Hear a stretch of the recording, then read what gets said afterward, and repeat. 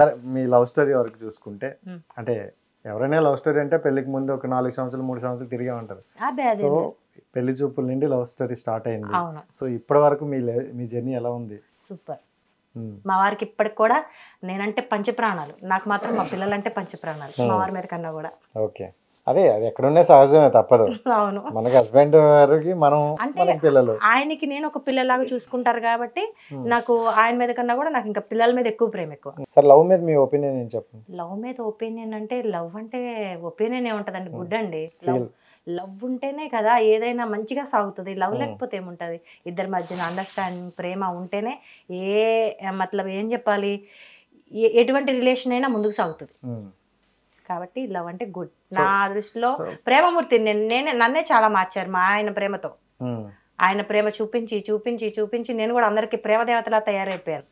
ఇదివరకు ఎవరన్నా మాట్లాడాలన్నా కూడా భయపడేవాళ్ళు, ఇప్పుడు లేదు. అది కాదు నాన్న, ఇది కాదు నాన్న అని చాలా కూల్ గా సమాధానం పద్ధతిగా. సో లవ్ గురించి ఇంత మంచి ఒపీనియన్ చెప్తున్నారు కదా, ఫ్యూచర్ లో మీ పిల్లలు లవ్ మ్యారేజ్ చేసుకుంటే యాక్సెప్ట్ చేస్తారా? 100%.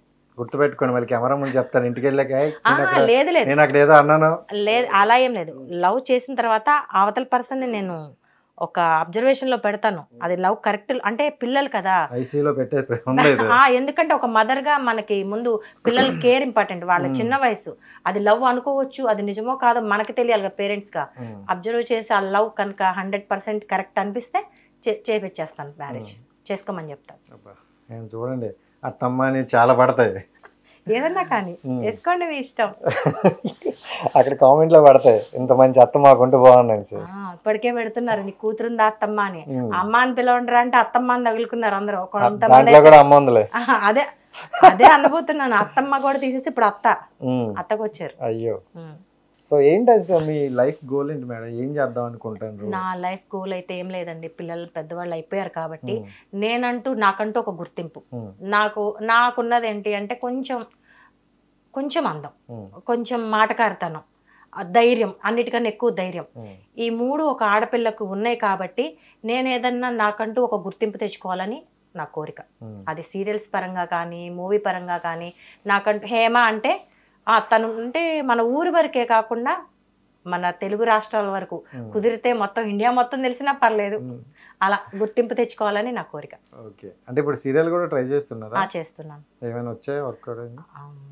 ఆ ప్రాజెక్ట్ సంతకం చేసిన చెప్తాను, అర్థమైపోయింది సీన్ రాస్తున్నప్పుడే. సో అంటే ఇప్పుడు ఇన్స్టాలో చూసుకుంటే చాలా వరకు బ్యాడ్ కామెంట్స్ అనేవి కామన్ అయ్యాయి. అది చిన్న లేదు పెద్ద లేదు, ఆడలేదు మగలేదు. సో అలాంటి కామెంట్స్ మీరు చాలా ఫేస్ చేసి ఉంటారు. సో అలాంటి సమయంలో ఎందుకు మనకి ఇవన్నీ ఆపేద్దాం? నాకు ఇంకా కోపము పట్టుదల ఎక్కువ. ఇప్పుడు ఎవడన్నా వచ్చి నువ్వు ముసల్లాను నీకెందుకురా నీకెందుకే అన్నాడా? అనకూడదు, తప్పు. ఒకవేళ అన్నారనుకోండి, నాకేమవసరం, నీకేం తెలుసురా, నాకు ఇదే కావాలని ఇంకా 10 రెట్లు ఎక్కువ చేస్తాను. నాకు అంటే అది యాటిట్యూడ్ అవనివ్వండి, లేకపోతే కచ్చి ఏదన్నా అవనివ్వండి, నాకు అది నీ వల్ల కాదు అంటే అది చేసేదాకా నిద్రపోను. అలాంటి మనస్తత్వం అన్నది. వీళ్ళ ఏమంటారు, వీళ్ళ కామెంట్స్ కూడా నాకు ఇంకో మెట్టు ఎక్కడానికి సహాయం చేస్తాయి అన్నమాట. సరే, ఈ కామెంట్స్ లో చూసుకుంటే అంటే మీకు బాగా హర్ట్ చేసిన కామెంట్ ఏదైనా ఉందా?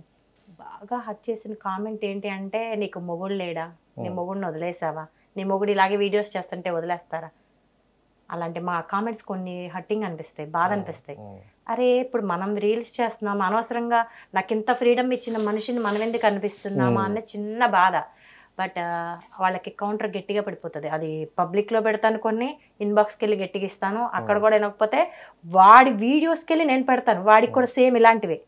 ఎందుకంటే 10 మంది చూస్తే నా ఫీల్ ఎలా ఉందో వాడికి ఆ ఫీల్ కలగాలి అని. అది ఈ మధ్య నేర్చుకున్నాను.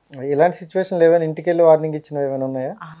అంటే ఫస్ట్ లో స్టార్టింగ్ లో టిక్ టాక్ అన్నప్పుడు, తర్వాత ఇన్స్టా స్టార్టింగ్ లో ఇచ్చాను ఒకటే, ఇంకా తర్వాత ఇన్బాక్స్ లో ఎక్కువ ఇస్తానండి. ఇన్బాక్స్ లో కాల్ చేసేసి ఇంటికి వెళ్ళి ఇచ్చినారంటే అది ఎంత వరకు వెళ్ళి ఉంటుందో అర్థమైంది. సో పేరు చెప్పకుండా సిచ్యువేషన్ చెప్పండి. సిచ్యువేషన్ ఏం లేదు, ఇలాంటి బ్యాడ్ కామెంట్స్ ఏ ఒకటి. అప్పుడు కొంచెం ఉడుకు రక్తం స్టార్టింగ్ కదా, అసలు తగ్గించి చెప్పాను కదా, నా కోపం అన్ని కంట్రోల్ చేసుకొని ఇప్పుడు నార్మల్. అది కాదు నాన్న, ఇది కాదు నాన్న అని చెప్తాను. వినలేదనుకోండి, మనకు ఆప్షన్ అలాగా ఉంది కదా, బ్లాక్ చేసేస్తాను, ఇంకా అంతే. సో ఇప్పుడు ఇంటికంటే మన విజయవాడ సైడ్ అయినా ఎక్కడైనా దగ్గరలోనే, దగ్గరలో కాబట్టి వెళ్ళొచ్చాను. మరీ లాంగ్ అయితే ఇప్పుడు మళ్ళీ నేను వెళ్ళిపోతానండి. నాకు ఎలాంటిదని అంటే నాకు ఒక శత్రువు కానీ నాకు నచ్చింది కానీ నచ్చంది కానీ ఏదైనా నాకు ఎదురుకుందనుకోండి, పక్కన మీరు భయంకరమైన భూతాలు తిరగనివ్వండి, లేకపోతే ఎటువంటి సిచ్యువేషన్ అయినా నాకు అవి కనిపించు, ఏదో టార్గెట్ మాత్రమే కనిపిస్తుంది. వెళ్ళిపోయి వాడిని కొట్టనన్నా కొట్టాలి, లేదా నాకు ఇష్టమైన పర్సన్ ఉంటే వెళ్ళి కలవనన్నా కలవాలి. మహేష్ బాబు డైలాగ్ అయితే డైలాగ్ అది నిజంగా నేను అంతే, నా క్యారెక్టర్ అంతే. నాకు నచ్చలేదు అంటే ఎంతమంది చెప్పినాను, వాళ్ళు నా మాట అనే వరకు నాకు మనశ్శాంతి ఉండదు. వాడిని అడగాలి, నువ్వేం చూసావని రా మాట్లాడుతున్నావు, ఎందుకు మాట్లాడుతున్నావు, నువ్వు దేని మాట్లాడుతావు, నువ్వు నన్ను ఏమన్నా చూసావు ఎక్కడన్నా, మీ ఇష్టం వచ్చినట్టు ఎందుకు మాట్లాడతారు, చూడండి. పోనీ నేను అలాంటి దాన్ని అంటే మీరు మీ ఇష్టం, అప్పుడు నాకు మాట్లాడే రైట్ కూడా లేదు. మీరు ఏమీ చూడకుండా మీ ఇష్టం వచ్చినట్టు మీ మౌత్ పబ్లిసిటీ ఎందుకు ఇస్తారు నాకు? 10 మందిలో కామెంట్ ఎందుకు పెడతారు? నువ్వు పెడితే 10 మంది పెడతారు, ఆ ఛాన్స్ నేను ఇవ్వను మీకు అని చెప్పేసి ఫైట్ చేస్తాను. Okay, super. అండ్ చూసుకుంటే ఇండస్ట్రీలో అంటే ఇప్పుడు మీరు ఒక నాకు బ్యాడ్ కామెంట్స్ పెట్టిన వాళ్ళే వాళ్ళకి కౌంటర్ రిప్లై ఇస్తే మెసేజ్ పెట్టి నన్ను మళ్ళీ కామెంట్స్లోనే ఎందుకు నీకు ఇంత ఎక్స్ట్రాలు అది ఇదని పెట్టిన వాళ్ళే ఇవాళ అక్క సారీ అక్క నీ గురించి తెలియక అలా మాట్లాడామని ఇవాళ నాకు ఫ్యాన్స్ అయిన వాళ్ళు చాలామంది ఉన్నారు, అలాంటి తమ్ముళ్ళు. అవును, నేను అంటే కొన్ని కామెంట్స్ చూసా, మరి మీ అంత ఫాలోవర్స్ లేకపోతే ఏవో కొద్దిపాటు ఉన్నారు, బట్ మంచిగా చేసినే వాళ్ళు పెడుతూనే ఉంటారు. ఫస్ట్ ఆఫ్ ఆల్ పూర్తి వీడియో చూడకుండా ప్రోమో చూసి ఏదో అనుకొని వాడికి అంటే కొన్ని నిజంగా బాధ అనిపిస్తాయి. నిజంగా వీడియోలు మేము పెట్టం చాలా వరకు, ఈ మధ్యన పెడుతున్నాం, కానీ వాడికి ఏం తెలియదు, అది ఇదని నోటికి వచ్చింది మాట్లాడతారు. మనకి ఏంటంటే మన వరకు తీసుకుంటాం, ఫ్యామిలీ వరకు ఏదైనా వెళ్తే వాళ్ళు బాధపడతారేమో బాధ. ఇంకొకటి ఏంటి, నేను అందుకే ఫస్ట్ వారానికి ఒకసారి లేదా 10 రోజులకు ఒకసారి ఒక లైవ్ పెడతాను. లైవ్ పెట్టినా లేకపోతే ఏదైనా కంటెంట్ మీద కానీ ఓన్ వాయిస్ ఇస్తాను అనమాట.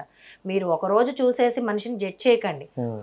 నేను ఇవాళ శారీ కట్టుకున్నా అంటే శారీ కట్టుకుంటే పద్ధతిగా ఉన్నట్టు, అదే రేపు డ్రెస్ వేసుకొని వచ్చేస్తే కొత్తగా వచ్చిన వాళ్ళు చూసి ఇది అవతరా ఎంత ఇలాంటి డ్రెస్ వేసుకుంది, ఇది పడిపోతుందనో లేకపోతే సంథింగ్ ఏదో ఒకటి అనుకొని బ్యాడ్ కామెంట్ పెట్టేస్తుంటారు. కాదు, ముందు ఒక వారం రోజులు చూడండి, చూసి మనిషి మన మెంటాలిటీ ఏంటి, మనస్తత్వం ఏంటి, దాన్ని బట్టి మీరు కామెంట్ పెట్టండి. మీకు నచ్చితే నాకు నచ్చితే ఓకే, నచ్చకపోతే మీరు బ్లాక్ చేసుకోండి, నేను బ్లాక్ చేసేస్తాను. ఈ రోజుల్లో ఉన్న ట్రెండ్ లో దుస్తులను బట్టి మనం డిసైడ్ చేయకూడదు.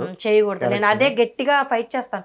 చాలా మంది చెప్తారండి, లేదు మన సాంప్రదాయం ఇది, తెలుగింటి సాంప్రదాయం, సారీయే కట్టుకోవాలి అంటే. ఇలాంటి వర్డ్స్ వాడొచ్చో వాడకూడదో తెలీదు, కాకపోతే నాకు ఏదైనా ఓపెన్ గా మాట్లాడే అలవాటు. చీర కట్టుకున్న వాళ్ళంతా కరెక్ట్ గా ఎంతమంది ఉన్నారండి? ఎంతమంది ఉన్నారు? అంటే మోడర్న్ డ్రెస్ వేసుకున్న వాళ్ళంతా చెడిపోయిన వాళ్ళు ఎంతమంది ఉన్నారు? నాకు ఆ డ్రెస్సింగ్ విషయంలో అలా మాట్లాడితే నచ్చదు. అది డ్రెస్సింగ్ అనేది మన ఇష్టం, అది ఒక కోరిక. మనం కూడా కొత్తదనంగా కనిపించాలి, న్యూ లుక్ గా. అంటే లేడీస్ అన్నాక అలంకరణ ప్రియులు, అసలు అది కామన్. ఒకప్పుడు అంటే శారీస్ అవి మాత్రమే ఉండేవి, అలా అలంకరణ చేసుకునేవాళ్ళు. తర్వాత చుడీదార్స్ వచ్చినాయి, తర్వాత మిడ్డీస్ వచ్చినాయి, తర్వాత వేరే వేరే డ్రెస్సులు వస్తాయి, మారుతుంటాయి. నాకు డ్రెస్సింగ్ అంటే చాలా ఇష్టం అండి, చాలా చాలా ఇష్టం. నేను మా యూత్ పిల్లలతో పాటు పోటీగా డ్రెస్సులు వేసుకుంటాను. అది మీకు బాగాలేదు బాగాలేదు బాగుందని పక్కన వాళ్ళు ఏం చెప్పినా నాకు నచ్చింది అబ్బా, నా మనసుకు నచ్చింది చాలు.